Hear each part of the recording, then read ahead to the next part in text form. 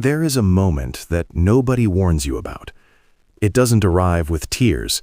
It doesn't come with anger, with screaming, with a dramatic collapse you always feared was waiting somewhere inside you. It arrives quietly, like a light being switched off in a room you didn't realize was still lit. One day, you simply stop. Not because you gave up, not because something broke beyond repair inside you, but because something finally, after years of being ignored, decided to protect you.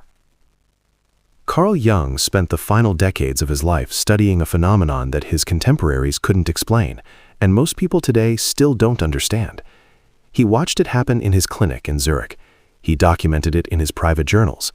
He called it the most radical psychological transformation a human being could experience.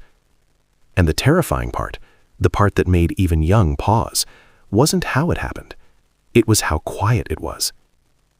When an empath stops caring, the world around them doesn't see grief. They see something far more unsettling. They see a person who used to be endlessly available suddenly become still. A person who used to absorb every room they walked into, now standing at the edge of that room, watching, but no longer participating. A person who used to apologize for existing, who used to shrink themselves to make space for everyone else's discomfort, who used to lie awake at 3 a.m, carrying the weight of everyone else's unspoken pain. That person just stopped, and nobody knows what to do with them anymore. Here is what your family won't tell you. Here is what your former friends won't admit. Here is what the people who relied on your softness, your patience, your bottomless capacity to forgive will never say out loud. Your silence terrifies them, not because they're worried about you, but because your silence means the performance is over. The system they built around your willingness to suffer quietly, that system just lost its foundation. Before we talk about what happens when the empath stops caring, we need to talk about who the empath was before that moment arrived, because you can't understand the transformation without understanding the weight that made it necessary. Jung had a specific category for the people who would eventually reach the stage. He didn't call them weak. He didn't call them codependent or broken or naive the way modern psychology sometimes does. He called them the most psychologically sophisticated people in any room they entered, and he meant it. These were people whose nervous systems functioned differently from birth, not defectively, differently. Where other people felt emotions in layers, empaths felt them in waves. Where others could walk into a room and simply exist within it, empaths walked in and immediately began reading it. The tension between two people who hadn't spoken in 3 days, the anxiety beneath a mother's smile that looked perfectly normal to everyone else, the shame hiding inside someone's laughter, the loneliness wearing the costume of anger. They absorbed all of it, automatically, involuntarily, like lungs absorbing air. This sensitivity wasn't a choice, it was a wiring. And from childhood, this wiring sent them one clear, repeated signal. Your job is to fix what other people feel. They became the ones who checked in on everyone else before allowing themselves to feel anything at all. They became the mediators in family conflicts, the emotional shock absorbers at the dinner table, the friend who always answered the phone at midnight. They became extraordinarily good at reading what people needed and quietly and invisibly providing it, often before the person even knew they needed it. And for a long time, they believed this was their purpose. They were told it was a gift. They were told their sensitivity was something rare and beautiful, and perhaps it is. But nobody told them what sensitivity costs when it's given without boundaries, without reciprocity, without the basic protection of being allowed to say no. The cost is everything. Jung documented what he called a consistent psychological pattern. In his most sensitive patients, beneath their warmth, beneath their extraordinary capacity for compassion, he found something accumulating, something that wasn't visible on the surface, but was impossible to ignore once you knew how to look. He found records. Meticulous, unconscious, unflinching records. The empath's psyche kept archives that their conscious mind refused to acknowledge.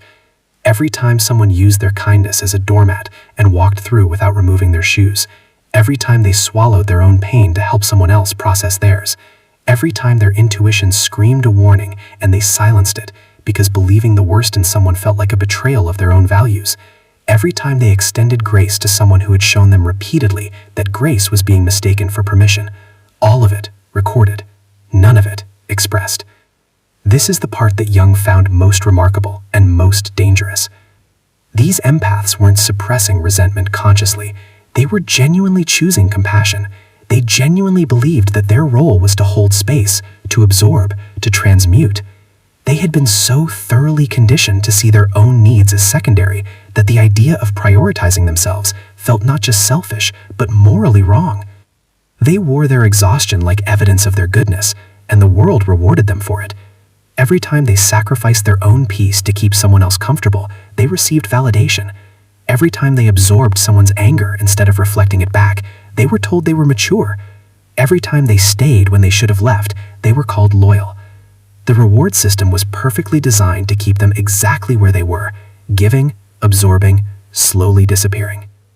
But here is what nobody in that reward system understood. Here is the thing that Jung saw clearly and almost everyone else missed entirely. You cannot run a system on an empty source forever. At some point, and Jung was precise about this, the empath's unconscious mind reaches a threshold. The records it has been keeping can no longer be filed away. The pressure that has been building behind years of selfless service and silent suffering reaches a point that the psyche simply cannot contain. And then something shifts, not loudly, not dramatically, not in the way anyone around them would expect, just quietly, finally, irrevocably, the empath stops. And that is where the real story begins. The breaking point never looks the way people expect it to. There is a version of this story that gets told in movies and in novels, the version where the person who has given everything finally snaps. They raise their voice. They could offer their presence fully, completely, with everything they had, because what they had was no longer being perpetually drained by people and systems that had never deserved access to it in the first place. This is what Jung was pointing toward when he called it the final stage of awakening. Not an ending, not a closing off, not the empath becoming less than they were. The empath becoming for the first time fully what they always were. Feeling everything, but owned by nothing. Loving deeply, but from ground that cannot be taken from them. Present completely, but never again at the cost of their own disappearance.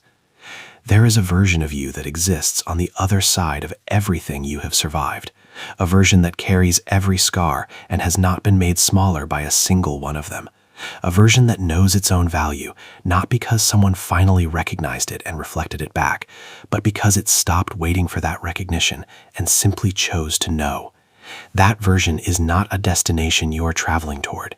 It is who you become the moment you stop apologizing for needing to arrive.